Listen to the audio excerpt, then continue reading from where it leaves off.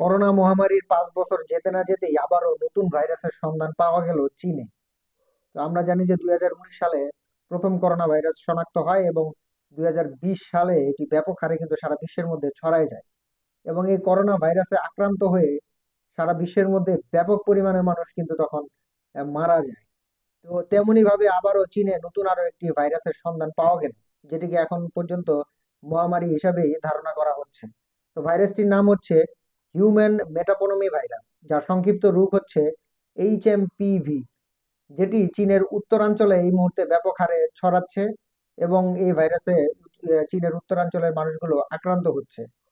বলা হচ্ছে যে 1 সপ্তাহের মধ্যে 1 লাখেরও বেশি মানুষ এই ভাইরাসে আক্রান্ত হয়েছে এবং 5,000-এরও বেশি মানুষ হাসপাতালে চিকিৎসাধীন অবস্থায় আছে। তবে মৃত্যুর হার এখনো বলা হয় না যে এই ভাইরাসটা আসলে মারাত্মক কিনা বা মরণ ব্যাধি কিনা, এটা এখনো উল্লেখ করা হয় না, যদিও চীন এখনো অফিসিয়ালি কোনো এটার ব্যাপারে কোনো বিবৃতি দেয় নাই।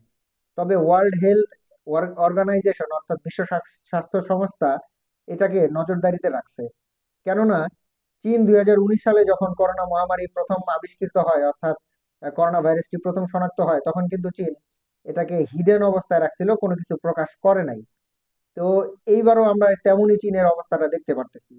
যখন করোনা ভাইরাসটি মানুষের মধ্যে ব্যাপক হারে ছড়ানো শুরু করলো এবং মানুষ মারা যাওয়া শুরু করলো, তখন কিন্তু চীন জরুরি অবস্থা জারি করে এবং সারা বিশ্বের মধ্যে তাৎক্ষণিক সারা বিশ্বের মধ্যে কিন্তু তখন জরুরি অবস্থা জারি শুরু হয়ে যায়।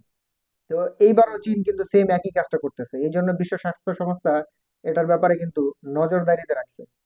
হংকং এও এই ভাইরাসের শনাক্ত হয়েছে, যে মানুষের মধ্যে আক্রান্ত হয়েছে এরকম মানুষও কিন্তু শনাক্ত হয়েছে।